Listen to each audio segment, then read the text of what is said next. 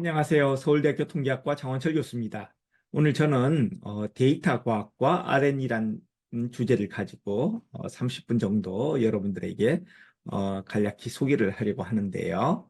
오늘 제 강의에서는 먼저 일선 고등학교에서 데이터 과학 교육을 어떻게 해야 될 것인지 거기에 대해서 몇 가지 제가 아이디어를 드리려고 하고요. 그리고 또 R&E 교육을 어떻게 진행해야 되는지 거기에 대해서 말씀드리고자 합니다. 그리고 마지막으로 제가 서울대학교에서 학부생들 대상으로 진행했던 다양한 연구 과제를 소개해서 요를 참조해서 실제로 일선 학교에서 R&E 주제를 선정하는 데 도움을 줄 수 있도록 하고자 합니다. 자, 그러면은 데이터 과학 교육을 어떻게 해야 되냐? 데이터 과학 보통 이제 아마 확률과 통계 또는 이제 정보과학 수업 시간에 아마 많이들 다루실 텐데요. 사실 이런 수업에서는 주로 이제 실습이라고 한다면은 뭐 아마 주로 이제 컴퓨터 코딩 같은 걸 가지고 뭐 파이썬이나 R 같은 걸 이용을 해가지고 자료 분석을 하는 걸 하실 텐데요. 이런 데서는 사실 학생들 참여를 끌어내기가 쉽지 않습니다. 서울대학교에서도 통계학 실험이라는 교과목이 있는데 이게 1학점짜리 교과목인데 이 과목에서는 말씀드린 대로 이제 통계 분석을 하기 위한 이제 통계 패키지 또는 프로그래밍 언어를 배우는데요. 그러다 보니까 이게 사실은 뭐 실험이라는 교과목 제목을 가지고 있지만은 실질적으로 사실은 이제 실험이 행해지진 않고 있었거든요. 그래서 몇 년 전에 여기에 몇 가지 변화를 줬습니다. 학생들 참여를 돕기 위해서 다양한 조별 활동을 시도했는데 그 조별 활동에서 하고 있는 몇 가지 실험을 제가 오늘 소개하고자 합니다. 그리고 또 이외에도 이제 뭐 연구 재현에 관한 강의를 추가를 했는데요. 일단 제가 실험에 관한 내용을 위주로 설명을 드리겠습니다. 먼저 첫 번째 소개드릴 실험은 나이 맞추기입니다. 요거는 먼저 이렇게 저 사람들 사진을 가지고 한 10장 정도 이제 준비를 해가지고요. 그리고 이제 조별로 학생들을 이제 몇 개의 조로 나눕니다. 뭐 한 개의 조에 많으면 뭐 한 7, 8명까지 있을 수 있는데 이거는 뭐 학교 사정에 따라서 다양하게 조를 구성할 수 있을 겁니다. 그리고 이 10명의 사진을 가지고 이제 각조로 돌리면서 학생들한테 나이를 적게 합니다. 나이를 적게 하고 학생들은 그러면 이제 개인적으로 다 나이를 적은 다음에 조별로 의논을 해가지고 이제 그 나이를 가지고 최종적으로 조별로 이제 뭐 평균을 이용을 한다든지 뭐 서로 의견을 맞춰가지고 그 의견을 제시하게 합니다. 그럼 보통 이제 10개의 사진 중에 보통 한 뭐 6, 7개는 대충 보면은 이제 그렇게 크게 외모하고 실제 나이하고 이제 비슷한 사람을 넣고요. 그 다음에 이제 몇 명은 조금 실제 보이는 얼굴하고 나이하고 차이가 많이 나는 걸 일부러 넣습니다. 지금 아래에 보이는 사진이 한 명은 이제 제 사진이고요. 뭐 요건 뭐 그렇게 크게 차이가 나지 않습니다. 나머지 3명 같은 경우에 왼쪽에 있는 게 배우 김사랑 씨. 요즘 학생들이 김사랑 씨를 잘 모르기 때문에 이 경우에는 나이를 생각보다 상당히 젊게 보거든요. 그래서 이제 이렇게 좀 많이 틀리고요. 가운데는 북한 축구 선수입니다. 믿기지 않지만 이분 20대 중반입니다. 네, 그래서 이것도 좀 많이 틀리고요. 그다음에 이제 이길려 씨 같은 경우도 역시 마찬가지로 이제 실제보다 상당히 젊게 보는 거죠. 자, 이런 식으로 해가지고 데이터를 모은 다음에 이렇게 모은 데이터를 이용을 해가지고 나중에 또 다양한 분석을 진행을 할 수 있습니다. 일반적으로 좀 여학생들이 나이를 잘 맞추기도 하고 뭐 여학생들은 또 이제 데이터에 이제 그 추측한 데이터들이 보면 좀 분산이 적습니다. 뭐 그런 거라든지 그래서 남녀별로 예를 들어 추측한 나이들에 대해서 어떤 식으로 이제 뭐 소위 말하는 이제 편의는 어느 정도 뭐 성별로 존재가 하는지 뭐 남자가 편의가 더 큰지 여자가 더 큰지 여기서 편의는 바이어스를 의미하고요. 그 다음에 이제 분산이 또 뭐 더 큰다든지 작다든지 그런 것도 비교해 볼 수 있고 그래서 나중에 수업 시간에 또 이걸 가지고 바탕으로 재미있는 분석도 시도를 할 수 있습니다. 자, 두 번째는 이제 핸디니스라고 해서요. 주로 사용하는 손에 관한 질문입니다. 사실 제가 왼손잡인데요. 지금 손으로 많이 하는 10가지 일들을 가지고 물어보고 왼손과 오른손을 체크하게 되어 있습니다. 그래서 이제 다 오른손에 체크하면은 이제 여기 밑에 있는 공식을 사용하면 1점이 되고요. 다 왼손을 사용하면 마이너스 1점입니다. 근데 대부분의 사람들이 잘못 알고 있는 게 왼손잡이도 오른손잡이처럼 이제 한 손만 주로 사용할 거라고 생각하는데 사실 대부분의 왼손잡이는 양손잡이입니다. 저 같은 경우에도 뭐 여기 보시는 것 중에 뭐 글쓰기, 그림 그리기 이런 것들은 왼손으로 하거든요. 뭐 칫솔질 이런 것들이 이제 주로 정교한 거죠. 하지만 힘 쓰는 거, 뭐 던지기라든지 뭐 망치질이라든지 이런 것들은 전부 다 제가 오른손으로 하고 있습니다. 그래서 이제 많은 경우에 보면 대부분의 왼손잡이들은 왼손을 이제 일부 사용하고 일부는 오른손을 사용하는 경우 다 모든 걸 왼손으로 하는 사람 상대적으로 적습니다. 그래서 이제 이걸 분포를 그려보면 균등 분포가 나오거든요. 왼손에 대해서는. 그래서 이런 것들을 가지고 이제 데이터를 보면은 일반적으로 본인들이 생각하는 것과 전혀 다르다는 걸 또 보면서 학생들이 신기해하기도 하고요. 그리고 이제 제가 어릴 때는 그 왼손으로 쓰면은 교정이라는 뭐 교정이라는 게 사실 잘못된 말이죠. 틀린 게 아닌데 뭐 하라고 이제 글 쓰면 막 이제 체벌도 주고 그랬는데 요즘은 그렇지 않아서 요즘 학생들 보면 이제 왼손잡이 학생들도 많아지고 그리고 글 쓰는 거 말고 사실은 뭐 또 다른 일들을 왼손으로 하는 사람도 많기 때문에 이런 자료를 또 수집해 보면은 학생들이 재밌게 참여도 하고 이 데이터를 이용해서 또 다양한 예시를 향후 수업 시간에 사용할 수 있습니다. 자, 그다음 마지막으로 할 건 종이 비행기 날리기입니다. 그러니까 종이 비행기를 만드는데 디자인을 한 세 가지 정도 합니다. 뭐 예를 들어서 뭐 이제 날개의 길이를 좀 더 길게 한다든지, 뭐 폭을 좀 더 크게 한다든지 이런 식으로 해가지고 그렇게 디자인을 다르게 한 다음에 이제 비행기를 날려보는 거예요. 그래서 이제 채공 시간을 측정을 하고 그러면 이 디자인이 사실은 이 채공 시간과 어느 정도 연관이 있는지 그런 걸 가지고 이제 기록을 한 다음에 향후 뭐 고등학교는 사실 이걸 가지고 이제 분산 분석이라는 아노바라는 걸 아마 배우진 않을 텐데 만약에 뭐 학생들이 AP 수업이라든지 이런 걸 듣는다면 아마 배우는 학생도 있을 텐데요. 그런 경우 같으면 이런 걸 가지고 분산 분석을 사용해서 또 분석도 할 수 있을 겁니다.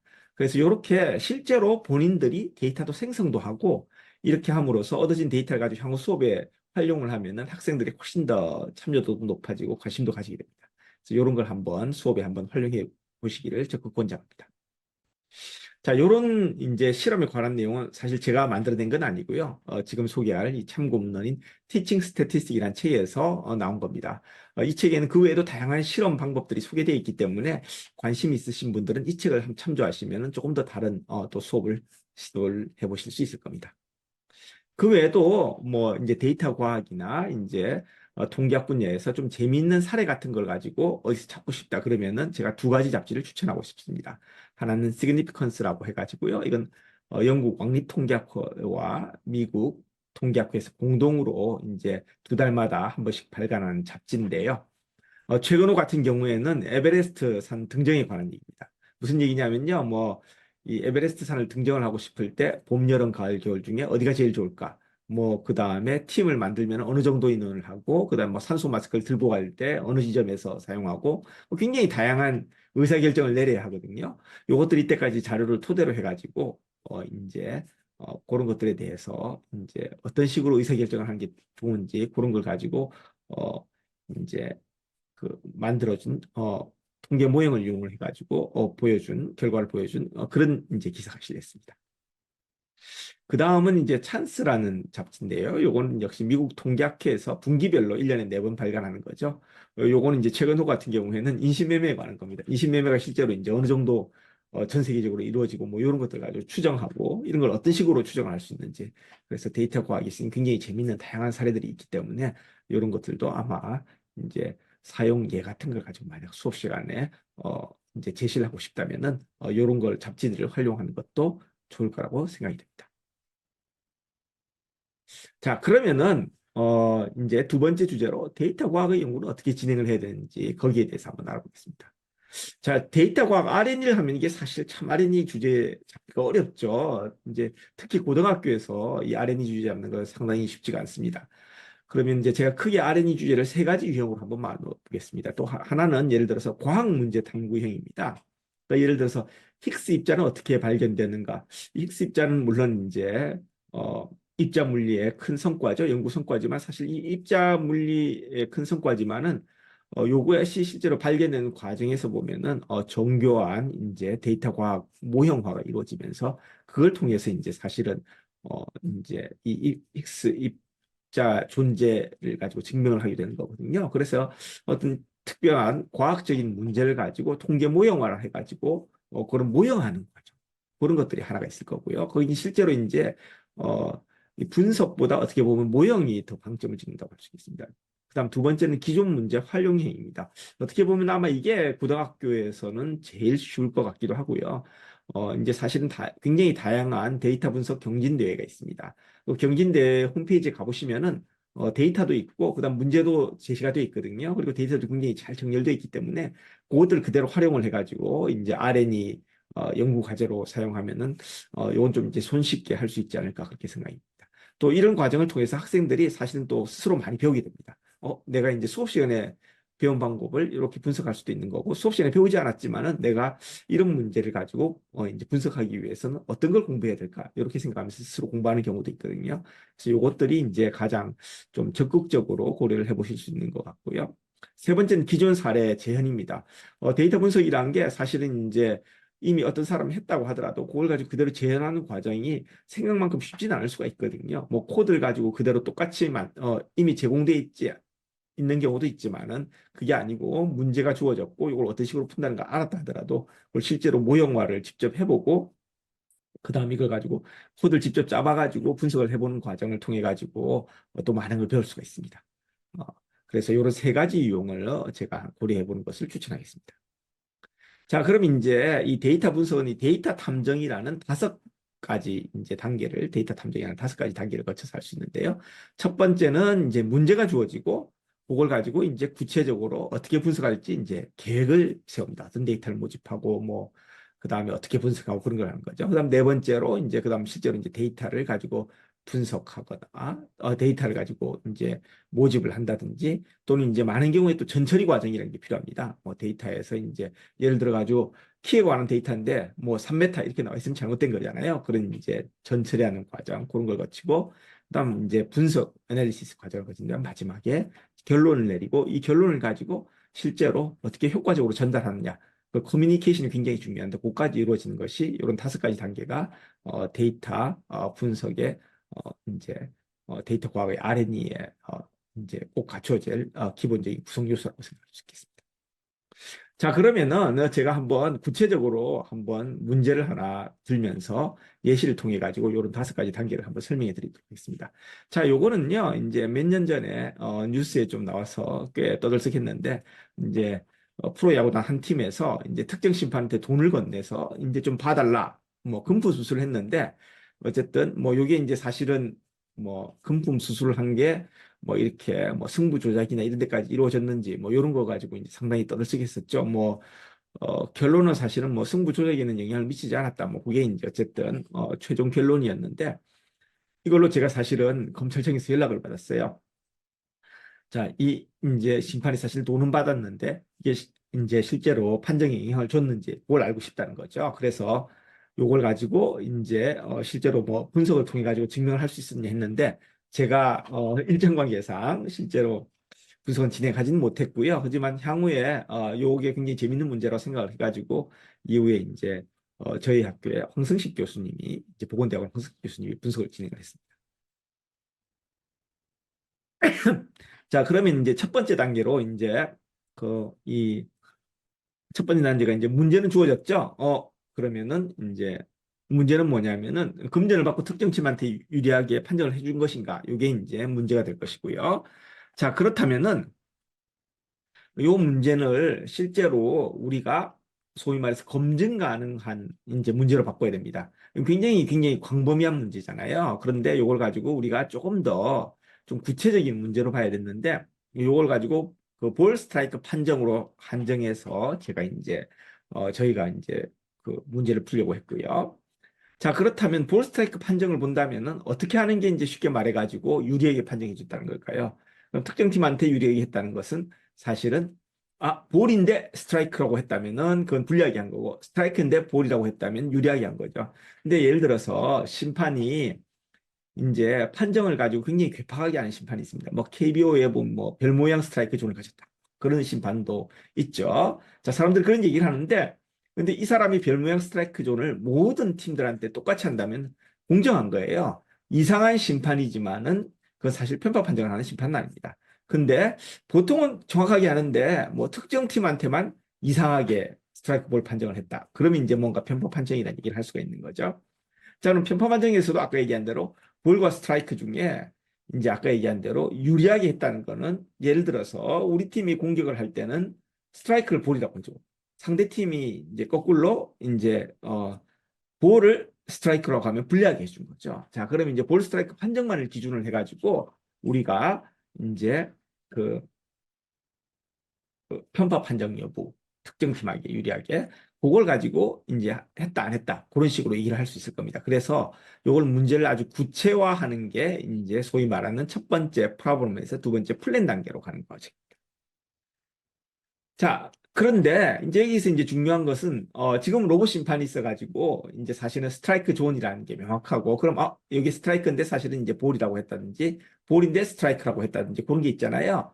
그런데 어, 실제로 그 당시에는 이제 로봇 심판이 없었습니다. 그래서 이제 스트라이크 존이라는 걸 가지고 그러면은 저희가 소위 말하는 오라클 스트라이크 존이라는 걸 만들었는데요. 그건 무슨 얘기냐면은 사실 이 당시에는 로봇 심판이 없었기 때문에 스트라이크 존을 이제 기준이 뭐냐면 대부분의 사람들이 스트라이크라고 부르면은 우리가 그 위치를 가지고 스트라이크로 부릅니다. 그러니까 쉽게 말해가지고 야구 선수들이 이제 보통 뭐 스트라이크 존을 볼 때 이제 사각형 그림을 그리잖아요. 그 사각형 그림을 가지고 굉장히 잘게 조개가지고 뭐 이제 뭐 예를 들어 가지고 10 곱하기 10의 이제 그 이제 격자 구간으로 만든다. 그럼 이제 100개의 쉽게 말하는 조그만 사각형이 생긴 거죠. 각 구간에 공이 들어갔을 때 심판들이 볼과 스트라이크 판정을 내리지 않습니까? 그게 이제 특정 퍼센티지 이상이면은 그걸 가지고 우리가 오라클 스트라이크 존이니까 불렀습니다. 그러니까 많은 사람들이 스트라이크 존이라고 부르면 올 스트라이크로 부르는 게 맞다는 거죠. 그렇게 해서 그 당시에 로봇 심판이 없었기 때문에 이제 오라클 스트라이크 존이라는 걸 저희가 만들어서 이제 이게 이제 일종의 기준치가 되는 거고요. 근데 흥미있는 건 이 오라클 스트라이크 존에서 이게 사람들이 역시 모서리 지점은 잘 안 잡아주더라고요. 로봇 심판 같으면은 이렇게 사각형에서 모서리 지점도 스트라이크라고 부를 텐데 심판들은 사람인지라고 모서리 부분에 대해서는 스트라이크를 이제라고 이제 콜을 할 확률들이 조금 떨어지긴 했습니다. 어쨌든 이런 오라클 스트라이크 존을 이용을 해가지고 일단은 우리가 기준점을 잡았고요. 자, 그러면은 요걸 가지고 사실은 우리가 이런 2 곱하기 2 테이블 데이터로 정리를 할 수 있습니다. 무슨 얘기냐면은 자, 우리 오라클에서 스트라이크가 된 경우가 있고 볼이 된 경우가 있는데 실제로 심판 판정이 스트라이크 볼이 있는 경우가 있는데 스트라이크를 스트라이크로 불렀다든지 볼을 볼이라고 부른 것은 별로 중요하지 않아요. 뭐 이거는 이제 똑같은 거니까. 근데 이제 어, 아까 얘기한 대로 오라클이 볼인데 심판이 스트라이크라고 했으면 우리가한테 불리하게 한 거고 거꾸로 이제 어, 만약에 오라클이 스트라이크인데 우리가 심판이 볼이라고 했으면 우리 팀한테 유리하게 한 거죠. 우리 팀이 공격팀이란 전제합니다. 결론적으로 C가 B보다 많다면 특혜입니다. 자, 그래서 요것들이 이제 팀별로 그럼 C가 B보다 많은 경우가 팀별로 차이가 있는지 없는지 뭐 그런 걸 가지고 이제 검사할 수 있겠죠. 자, 요거 이제 컨디셔널 로지스틱 리그레션이라는 방법을 이용해서 할 수 있는 건데요. 요거는 이제 지금 결론적으로 아까 말씀드린 대로 사실은 이제 굉장히 이제 약간 이 명확하지 않는 질문이었어요. 뭐 이제 특정 심판이 금품 수술을 하고 뭐 이제 이 팀을 한테 유리하게 편파 판정을 해줬느냐 이런 얘기했는데 요걸 저희가 좀 이제 구체적인 볼 판정에 있어서 이 팀한테 유리하게 해줬느냐 그걸 가지고 데이터를 이용해서 분석을 하는 걸 과정을 설명을 드렸습니다. 자, 그러니까 여기서 이제 프로블럼스 플랜이 사실은 굉장히 어려운 문제입니다. 그러니까 지금 이제 예를 들면은 이제 조금 더 일반적으로 예를 들어 천문학에서 뭐 우주의 나이는 이거 굉장히 뭐 광범위하게 이제 큰 과학적인 질문이죠. 근데 뭐 또 아까 이제 나온 대로 뭐 검찰청에서 알고 싶었던 게 이 심판이 특정 팀한테 편파 판정을 했느냐 이런 걸 알고 싶은데 이 플랜은 뭐냐면은 굉장히 구체적인 우리가 검증할 수 있는 데이터를 통해서 검증할 수 있는 통계 문제로 바꾼다는 거죠. 그래서 이제 우주의 나이 같은 경우에는 뭐 사실은 천문학에서 데이터는 뭐죠? 이게 이제 하늘에 있는 별이죠. 그래서 이제 보통 뭐 스카이 서베이라고 해가지고 디지털 카메라로 우주 전체를 찍어가지고 이제 그걸 가지고 쉽게 말해서 우주 지도 같은 게 일종의 데이터인데 근데 우주 지도를 여러분 보시면은 뭐 아시겠지만은 멀리 있는 별 같은 경우에는 여기까지 오는데 굉장히 오래 걸리잖아요. 그러니까 우주 지도는 사실 우주 역사거든요. 그래서 이제 굉장히 멀리 있는 쪽에 우주 지도를 보면 아무것도 없습니다. 빅뱅이 터지고 난 다음에 소위 말하는 어떤 구조 같은 게 생기고요. 그러면은 그런 구조들이 보면은 뭐 엄밀히 얘기하면 우리가 이제 별은 너무 많기 때문에 별들이 집합인 갤럭시를 단위로 해가지고 이제 그 갤럭시들의 구조를 보는데 뭐 갤럭시들의 이제 크기라든지 요 크기가 이제 질량하고도 관계 있고 그런 것들을 이용한 천체 물리학 모형이 있거든요. 그 천체 물리학 모형에서 일부 모수가 이제 우주의 나이, 뭐 우주의 팽창 속도 이런 것과 관련이 있습니다. 이런 것들 데이터를 이용을 해서 추정을 하고 그걸 통해 가지고 이제 우주의 나이를 구할 수 있는 거죠. 그래서 지금 얘기한 것처럼 맨 처음에는 우주의 나이라는 그런 질문으로 시작했는데 문제를 굉장히 좁혀서 어떤 식으로 쉽게 말해서 데이터를 통해서 검증할 수 있는 모델을 만드는 거죠. 그 이제 C 심판 같은 경우에도 오라클 스트라이크 존이라는 걸 만든 다음에 볼 스트라이크 판정이 이제 특정 팀한테 유리하게 했는지 안 했는지 여부를 가지고 우리가 사실은 이제 그 2 곱하기 2 테이블 데이터를 이용을 해가지고 이제 통계학적으로는 컨디셔널 로지스틱 리그레션이라는 걸 이용해서 분석을 할 수 있다고 얘기를 했습니다. 그래서 이런 모형하는 과정이 사실은 실제로 분석의 상당 부분을 차지하고 이런 것들이 또 굉장히 중요한 역할을 하고 있습니다. 또 이런 걸 통해서 많이 배우고. 자, 그런데 막 실제로 이제 데이터를 어떻게 찾아야 되는지 이거 참 쉽지가 않습니다. 근데 이제 구글 데이터셋 서치라는 게 있어요. 그래서 여러분들 요 웹사이트에 가셔서 구글 데이터셋 서치입니다. 뭐 여기 가서 예를 들면 뭐 코로나19 데이터를 찾고 싶다. 뭐 아니면은 이제 대기 오염에 뭐 미세먼지에 관한 데이터를 찾고 싶다. 그러면 데이터를 어디서 다운로드 받을 수 있고 뭐 이런 것들을 찾아줍니다. 그래서 이런 것들을 활용해서 데이터를 찾을 수도 있고요. 또는 이제 아까 제가 얘기했던 그 캑을 요게 이제 데이터 분석 경진대 플랫폼인데요. 여기 가보시면은 이제 굉장히 많은 데이터셋이 있고 물론 여기 문제도 제공을 해줍니다. 그래서 뭐 여기 보시면은 뭐 호텔 데이터셋, 뭐 아마존에서 가장 많이 팔린 물건들에 대한 이제 발렌타인데이 때 뭐 그런 것들에 대한 데이터셋 뭐 여러 가지가 있거든요. 그래서 이런 것들을 가지고 또 활용하시는 것도 하나의 방법이 될 겁니다.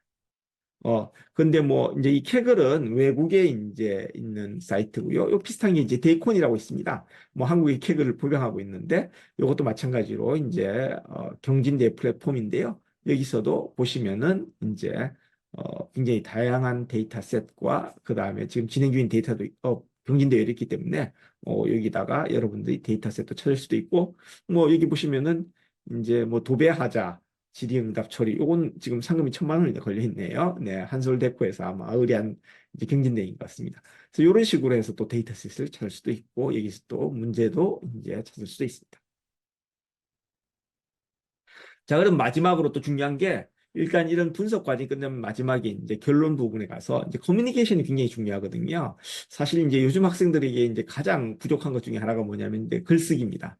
글쓰기는 사실은 잘하는 방법이 많이 써봐야 되는 거죠. 이제 많이 써봐야 되는 게 사실 과학자는 이제 학생들 중에 보면은 글쓰기에 대해서 그렇게 중요하지 않다고 생각을 하는데 글쓰기는 굉장히 중요한 게 단순히 학술 논문뿐만 아니라 과학적으로서 굉장히 중요한 여러 가지 이제 의견을 전달하는 걸 글쓰기를 통해서 이루어질 수 있습니다. 이건 이제 제가 실제로 글쓰기를 한 다양한 예를 들어보는데 뭐 대학 신문에 글을 기고받아서 쓴 경우도 있고요. 그 다음에 이제 유수 언론지에 또 글을 기고한 경우도 있었고 뭐 이제 개인적으로 이제 제가 이제 그 가톨릭 교수 어, 단체 이제 그 회장을 맡고 있는 제 학교 뭐 여기 이제 그 글을 기고 관련 이제 그 소식지에 글을 기고한 것도 있고 그래서 이제 굉장히 다양하게 글을 써야 될 경우가 있어요. 근데 이런 글쓰기들은 사실은 아까 말씀드린 대로 많은 훈련을 통해 가지고 많은 훈련이라는 건 특별한 게 아니라 사실 많이 써보는 걸 통해 가지고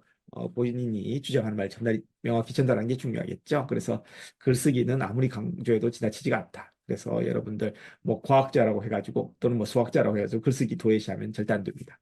글 열심히 쓰셔야 되고요. 그 결론을 특히나 데이터 과학에서는 잘 전달하는 게 중요한 거죠. 자, 그러면은 이제 마지막으로 제가 뭐 서울대학교에서 제가 수행했던 여러 가지 다양한 인턴 과제를 소개해 보도록 하겠습니다. 자, 일단 그런 과제를 소개하기 전에 제가 이 인턴 과제 아이디어 같은 걸 어떻게 얻는지 한 가지 예를 들어볼게요. 이게 이제 올림픽 500m 스피드 스케이팅입니다.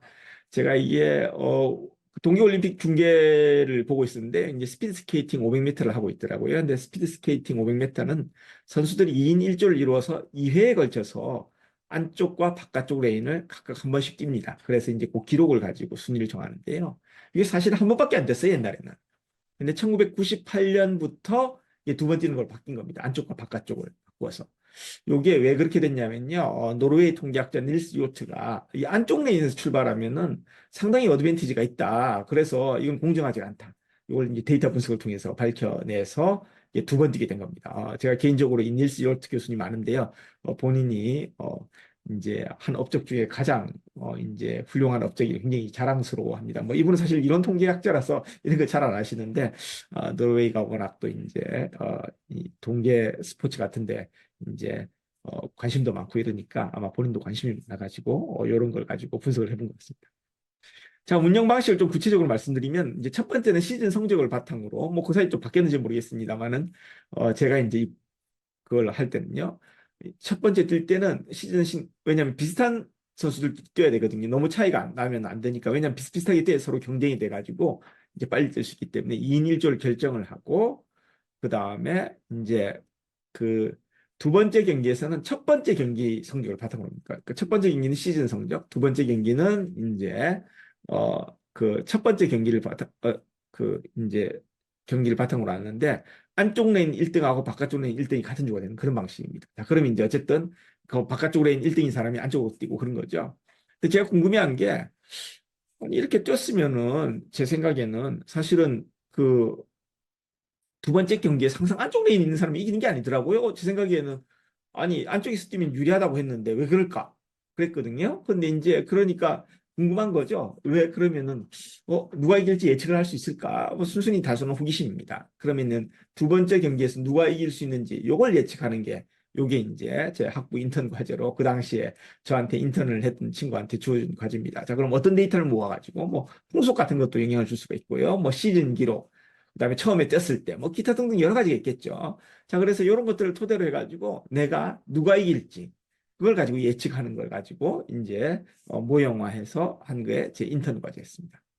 자, 그래서 말씀드린 대로 그렇다면 이제 어떤 데이터를 수집해야 되고 그다음에 말씀드린 대로 수집하려면 이제 두 번째 경기에 기록에 영향을 주는 건 무엇인지 여러 가지를 생각해 봐야 된다는 거죠. 자, 그래서 이제 인턴 과제 제가 소개를 했는데, 여기 이제 그 송호성 군이 한 다양한 자료를 통한 스피드 스케이팅 결과 예측이라는 인턴 과제였고요. 그 외에도 뭐 했던 게 이제 소치 올림픽에서 이제 김연아 선수가 사실 이제 은메달을 땄는데 그 편파 판정 논란이 있었잖아요. 그래서 이제 그걸 가지고 이 피겨 스케이팅 점수표가 생각보다 굉장히 복잡하더라고요.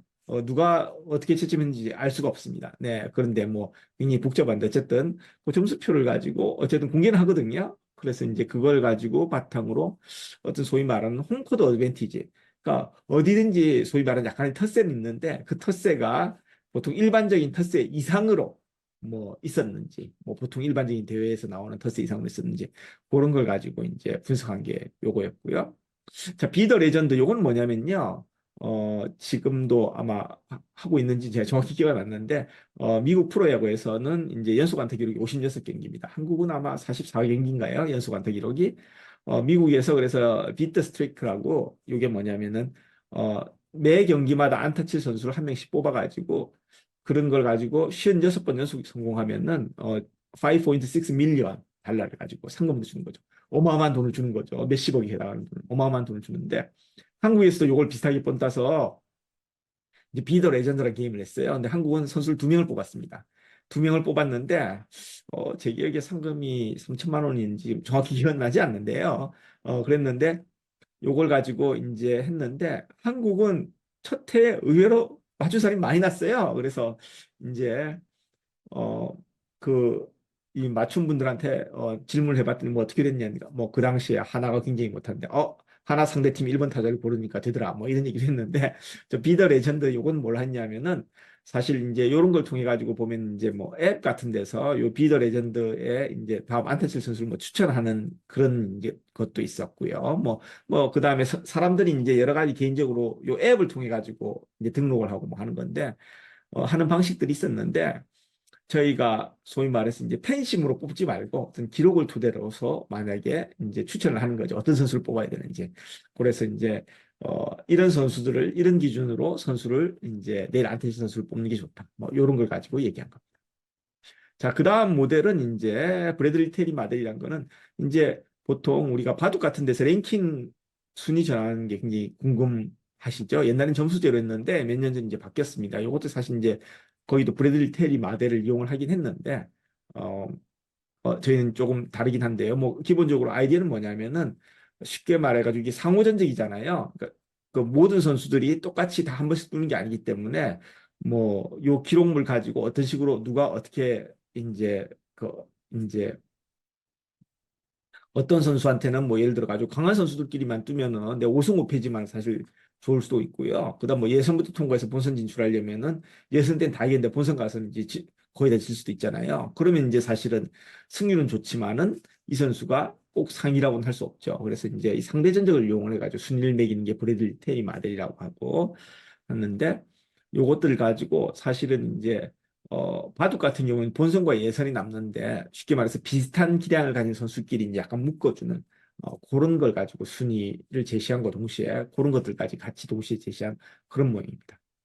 자, 세 번째는 이제 피치 FX 이제 그 타구 추적 시스템들이 여러 가지가 나왔는데 그중에 이제 요거는 이제 제 1세대죠. 지금 이제 3세대까지 나왔는데 이제 어쨌든 뭐 기본적인 아이디어는 사실 선수들이 뭐 기본적으로 야구 팬들이라면 뭐 흔히 투수들 이제 100구 던지면 바꿔야 된다 그런 얘기를 하는데 100구가 아니라 이제 조금 더 던지어도 괜찮은 선수가 있고 또 1도 바꿔야 될 수가 있거든요. 그럼 우리가 만약에 투수의 퀄리티를 만약에 투구의 퀄리티를 어떤 식으로 측정을 할 수 있다면 그 퀄리티가 급격히 나빠지는 지점에서 왜냐하면 투수별로 그 퀄리티는 다 다를 수가 있으니까 이제 소위 말해서 이 던질 수 있는 투구 개수는 다를 수가 있으니까요. 좋은 투구를 그래서 그런 것들을 어떤 식으로 이제 측정을 하고 그걸 기준으로 각 선수의 쉽게 말해서 이 이제 언제까지 던져야 좋은지 뭐 이런 걸 가지고 제한하기 위해서 이제 개발한 그런 방법입니다.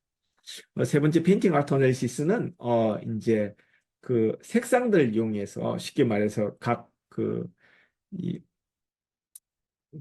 뭐 예를 들어 후기 인상파라든지 이런 식으로 각 화파들 있잖아요. 그 사조들의 어떤 특징들을 알아내고자 하고 그다음 또 더 나아가서는 사실은 뭐 이제 특정 화가 같은 경우에 뭐 위적 여부가 이제 논란이 있을 때 색상을 이용해서 그런 걸 알아낼 수 있는지 그런 거에 관한 마지막에 이제 이승영 군이 한 거는 이것도 굉장히 재밌는데 우리나라 헌법재판관들의 이제 판결 기록들을 가지고 다 이제 크롤링을 헌법재판 스크롤링해서 다 모았어요. 그렇게 해서 이제 헌법재판관들의 이제 그 특정 여기서 이제 그 재판 기록이란 건 뭐냐면은 특정 이제 재판에 대해서 이 찬성 반대 여부를 가지고 이제 기록을 한 거죠. 그걸 가지고 바탕으로 해가지고 이분들의 어떤 성향을 파악을 하는 거예요. 그러니까 이분들을 일렬로 쭉 세운다고 하면은 이제 왼쪽 끝하고 오른쪽 끝, 뭐 이걸 가지고 자꾸 이제 보수와 진보를 꼭 생각할 수도 있습니다만 뭐 여러 가지 어쨌든 일렬로 줄을 세울 때 그러면은 요 줄 세울 때 이 줄에서 이 심판이 어떤 위치에 속하느냐. 만약 이게 이제